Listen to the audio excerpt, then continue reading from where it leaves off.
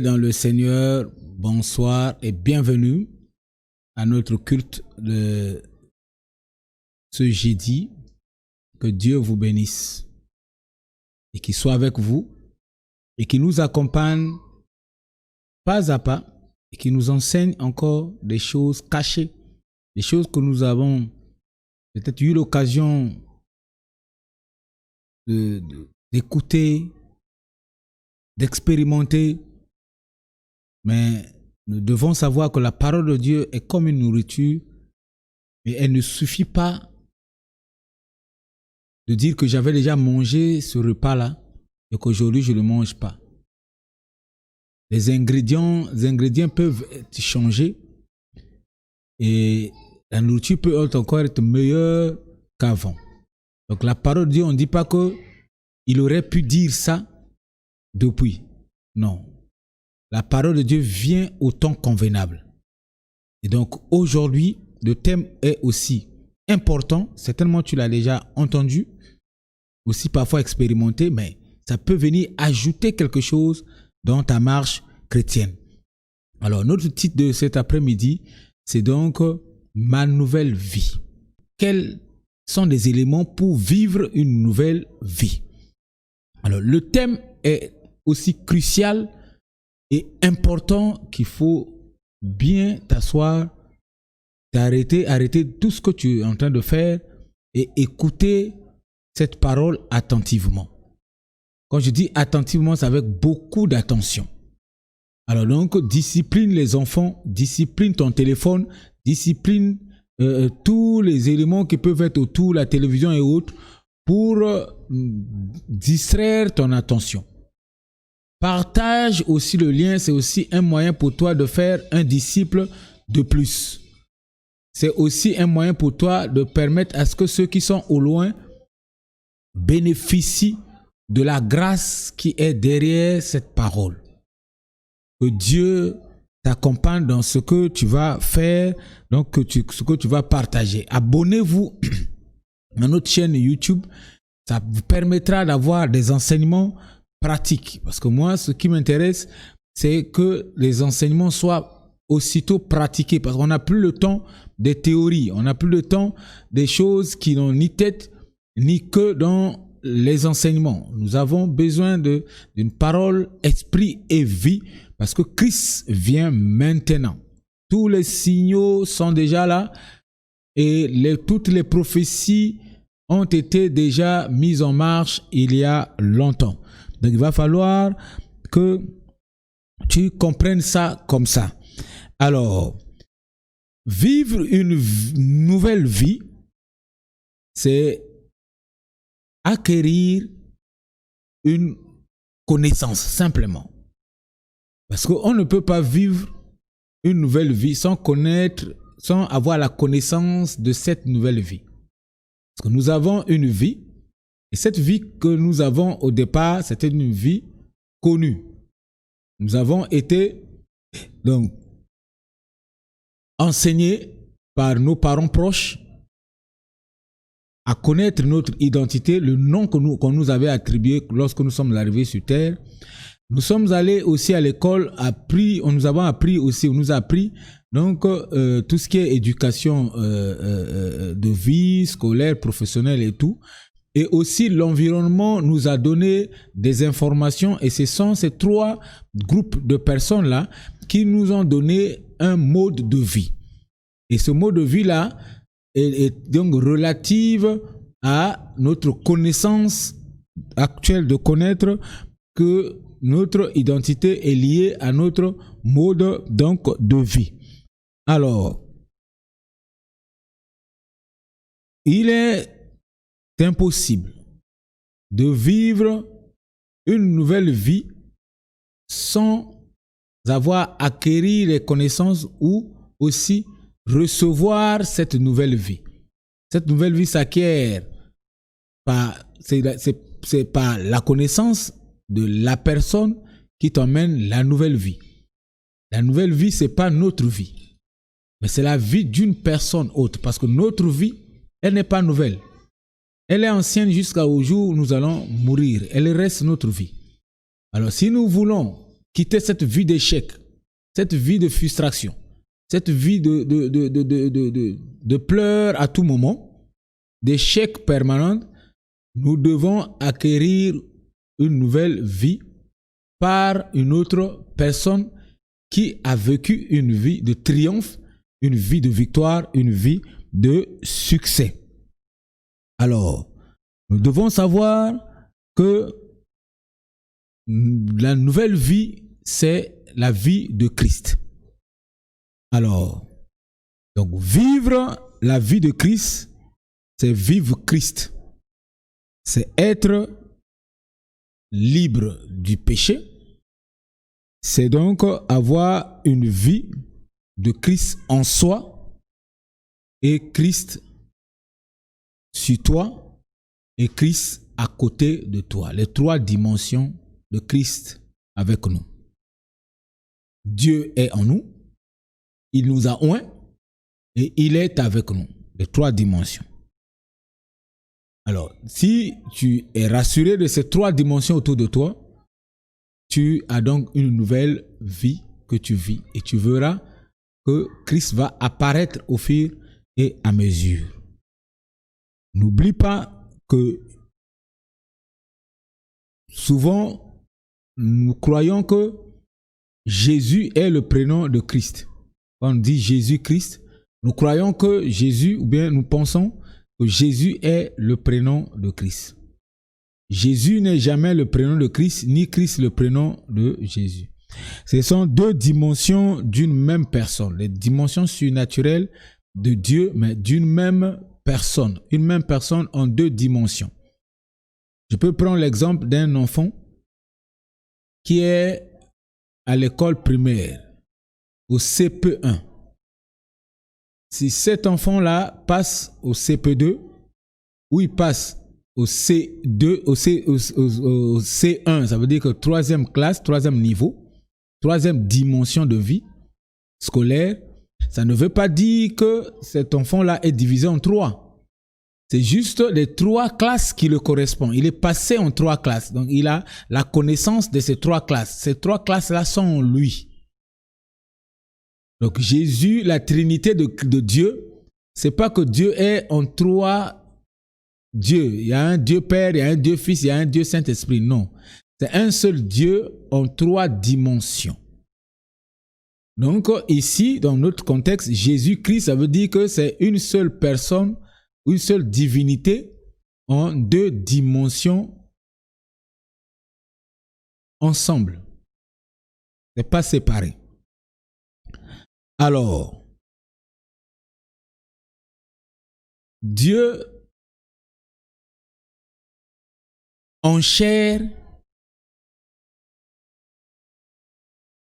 était en Jésus.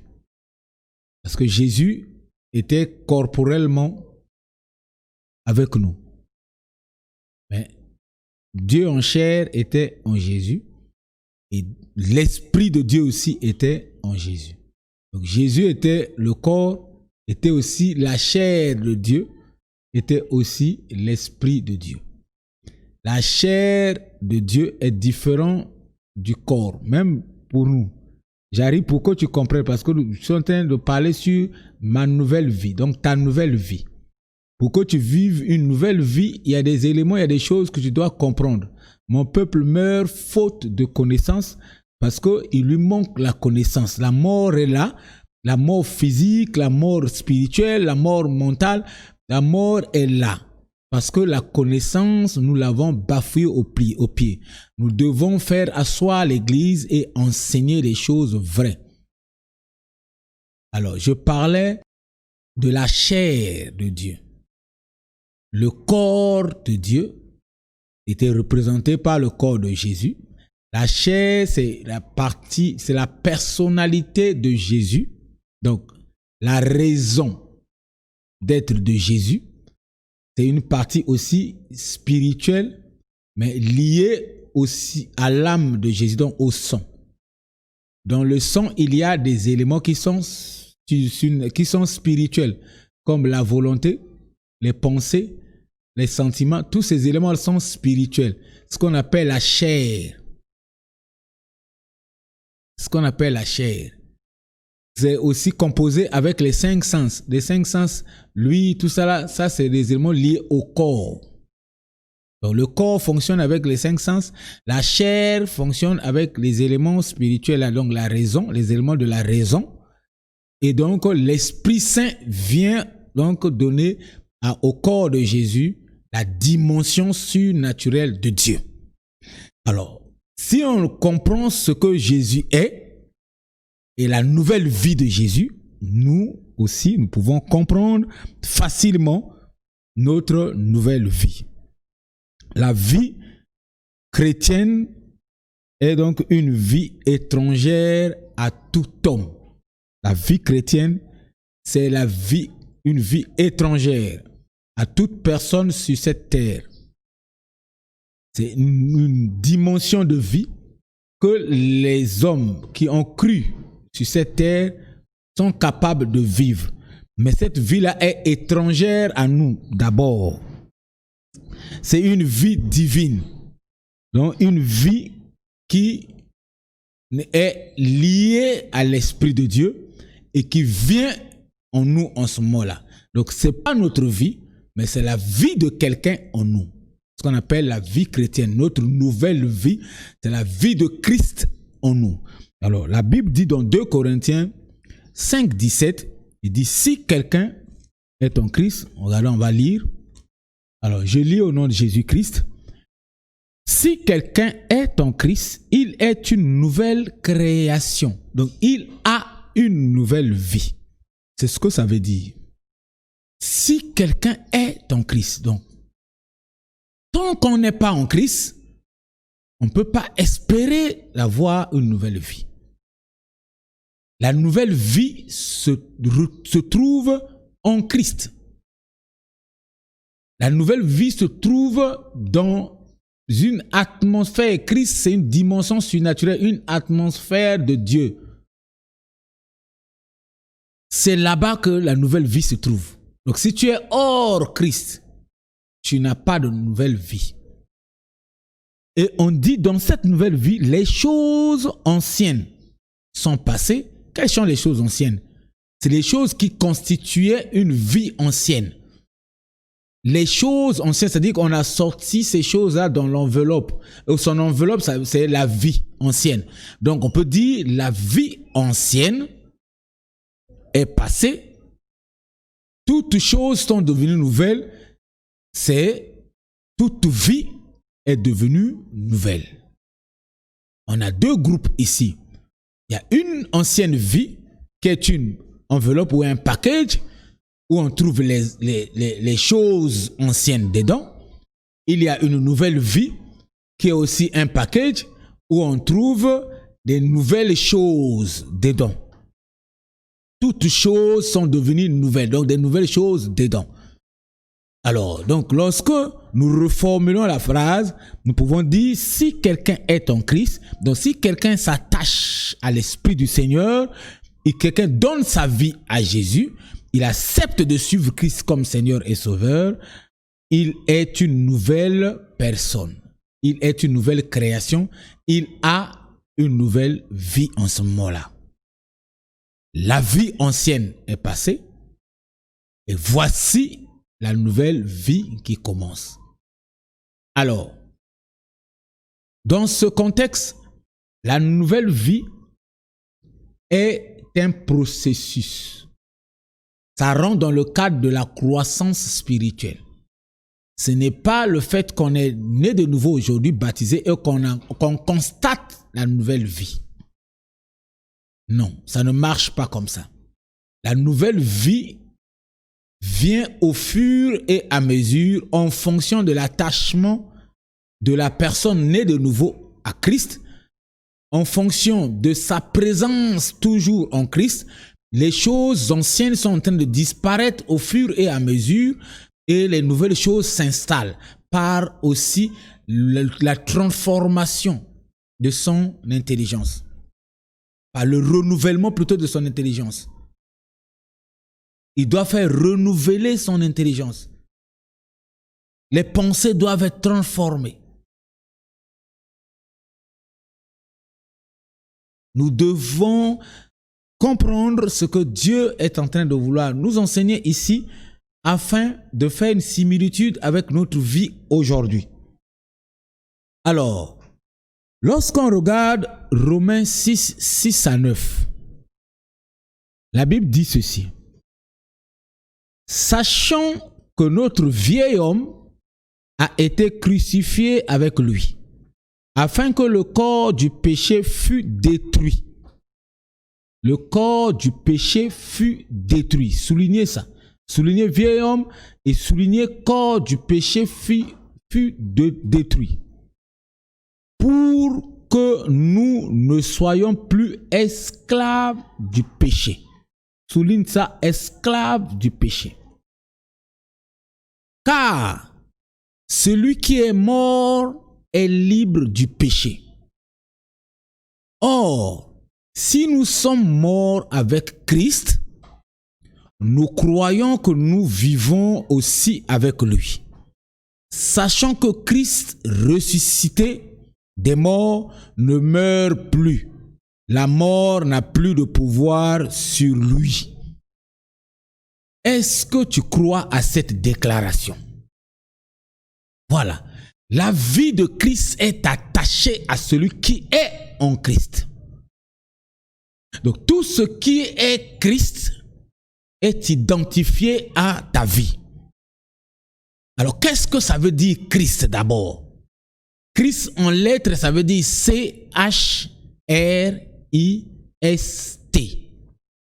Qu'est-ce que ça veut dire C? Le C veut dire crucifié. Donc Christ est crucifié. Alors lorsque nous regardons dans la lecture, nous trouvons que nous aussi, nous sommes identifiés à la mort de Christ. Donc Christ est mort à la croix. Nous aussi, nous sommes morts avec lui. Donc nous étions crucifiés avec lui. Nous sommes crucifiés avec Christ. Alors H veut dire l'humanité. Toute l'humanité entière crucifiée. Toute l'humanité humiliée à la croix avec lui. Jésus, homme, était humilié, mais pas seul, c'était avec nous. C'est un moyen inévitable pour celui qui veut vivre la vie de Christ. Il doit accepter l'humiliation en Christ. Il doit accepter qu'il est crucifié avec lui. Alors, qu'est-ce que ça veut dire R? R, c'est ressusciter, la résurrection. Lorsqu'il est ressuscité, il est ressuscité avec nous. Voilà pourquoi la Bible dit, car celui qui est mort est libre du péché. Or, si nous sommes morts avec lui, nous croyons que nous vivons aussi avec lui. Nous croyons que nous sommes aussi ressuscités avec lui. Alors, qu'est-ce que ça veut dire le I? Le I, ça veut dire illimité. Lorsqu'il est redevenu à la vie, Jésus avait eu un corps, avait reçu un corps illimité. Son corps traversait des murs et allait partout sans être arrêté quelque part. Mais nous aussi, nous avons une dimension illimitée. Mais qu'est-ce qui empêche que tu entres dans ton succès? Qu'est-ce qui empêche que tu rentres dans ton mariage? Qu'est-ce qui empêche que tu accouches un enfant? Qu'est-ce qui empêche que tu aies du travail? Qu'est-ce qui empêche? Qu'est-ce qui t'empêche? Est-ce que tu n'es pas illimité? Ici, on t'identifie comme un homme illimité. Celui qui a accepté Jésus-Christ comme Seigneur et Sauveur, c'est un homme illimité. Il vit dans une vie surnaturelle de Dieu. Il est illimité. Rien ne peut l'empêcher de rentrer ou de vivre le succès. Mais comment toi, tu as des problèmes de vivre le succès? La gloire. Pourquoi la gloire te fuit? Pourquoi tu ne vis pas dans la gloire? Pourquoi tu ne rentres pas dans la gloire? Alors, le S, c'est quoi? Nous avons parlé du C, du H, de R, de I. Et le S, c'est quoi? Le S, c'est donc la sainteté, la sécurité en Christ, la sainteté. Donc, une nature mise à part, une nature consacrée à Dieu. Toi, tu es consacré à Dieu. Tu es consacré. Alors, le T, c'est quoi? Le T, c'est être témoin de Christ. Nous sommes des témoins de Christ. Le T aussi, c'est la terreur de Satan. C'est la terreur de Satan. Satan a peur de toi qui es né de nouveau. Pourquoi tu échoues libéralement? Pourquoi tu veux échouer? Pourquoi tu aimes l'échec alors que tu es né de nouveau avec Christ en toi? Toute la divinité complète en toi. Pourquoi tu échoues? Pourquoi? Alors, lorsque nous regardons la lecture nous souligne deux expressions que nous devons relire pour voir. Qu'est-ce que ces deux expressions-là nous disent? Sachant que notre vieil homme a été crucifié avec lui. Notre vieil homme a été crucifié. Qu'est-ce que ça veut dire vieil homme? Il y a confusion là-dessus. Il y a de faux enseignements qui sont venus nous foutre la pagaille dans notre façon de comprendre les choses de Dieu et ça ne nous permet pas de vivre le triomphe. Et nous sommes toujours dans les pleurs, dans les angoisses et dans une vie non victorieuse. Alors que nous devons vivre une vie victorieuse avec impactation. Alors, vieil homme est simplement le corps du péché. Le corps du péché. Le péché dans la Bible, ce n'est pas des actes du péché. Lorsqu'on parle du péché, le mot péché dans la Bible représente une personne. Le péché représente Satan. C'est lui l'arbre du péché. Lorsque tu l'entretiens, c'est en ce moment-là qu'on remarque en toi les fruits du péché, c'est-à-dire les actes liés au péché. Mais sinon, le péché, ce n'est pas l'acte. Quelqu'un qui a violé une jeune enfant de 2 ans, de 3 ans, il n'a pas péché. Il vit le péché lui-même. Et ça, c'est un acte qui prouve que l'arbre du péché est en lui. Un criminel n'a pas péché, c'est sa vie. C'est sa vie et le crime là, c'est une manifestation de sa vie, dans la manifestation du péché. Quand on parle de celui qui a péché, on parle de chrétiens nés de nouveau qui peuvent tomber, mais qui ne sont plus esclaves du péché. Ceux-là, ce sont ceux qu'on peut qualifier de péchés, ceux qui ont péché. Donc les chrétiens, ils pêchent, mais ils ne sont pas esclaves du péché. Mais celui qui est esclave du péché vit le péché. Lui-même, il ne pêche pas, c'est sa vie. Je ne sais pas si j'ai été clair là-dessus, mais si tu as des questions, pose-nous des questions sur notre page Facebook, Mouvement Mondial de Prière, ou sur notre chaîne YouTube, Mouvement Mondial de Prière aussi. Tu écris Mouvement Mondial de Prière sur YouTube, tu trouveras toutes nos vidéos. Tu écris Mouvement Mondial de Prière sur Facebook, tu nous retrouveras là-dedans et tu poses tes questions. Alors, le vieil homme est donc désigné par l'ancienne vie. Donc, j'ai dit tout à l'heure que nous avons identifié 2 éléments dans la lecture. Il y a le vieil homme et il y a le corps du péché. Lorsqu'on parle du corps du péché, comme je venais de dire, on parle de la nature de Satan. Alors, le corps du péché est attaché à quoi? Le vieil homme aussi, c'est quoi? Alors, le vieil homme, on dit que c'est l'ancienne vie. L'ancienne vie, l'ancienne nature du croyant. Ce qu'on appelle les choses anciennes sont passées là. C'est notre ancienne vie, notre ancienne nature. C'est aussi la vie vécue autrefois lorsque nous étions encore païens. Lorsque nous étions encore dans le péché. Lorsque nous étions encore esclaves du péché. Donc lorsqu'on est esclave du péché, cette vie-là, la vie qu'on mène là, ce qu'on appelle le vieil homme. C'est une vie, c'est quelque chose de surnaturel. C'est un ensemble donc du passé, de l'histoire. Ce qu'on appelle vieil homme. Mais ça ne part pas, ça ne quitte pas, c'est en nous. Voilà pourquoi la Bible dit, c'est crucifié avec Christ en nous. Cette histoire-là, ce film ancien-là, c'est ce mode de vie-là. Cette vie ancienne est en nous. C'est ce qu'on appelle, tout ce groupe-là s'appelle vieil homme. Suis-moi. Alors, donc le vieil homme a été crucifié en nous, donc mis à mort en nous. Pas au dehors, mais en nous. Il est en nous. Voilà pourquoi il nous combat. Il veut toujours prendre sa place. Il ne faut pas le laisser sortir. Le vieil homme est lié à notre ancien mode de vie, ou bien ancienne vie, lorsque nous étions esclaves du péché.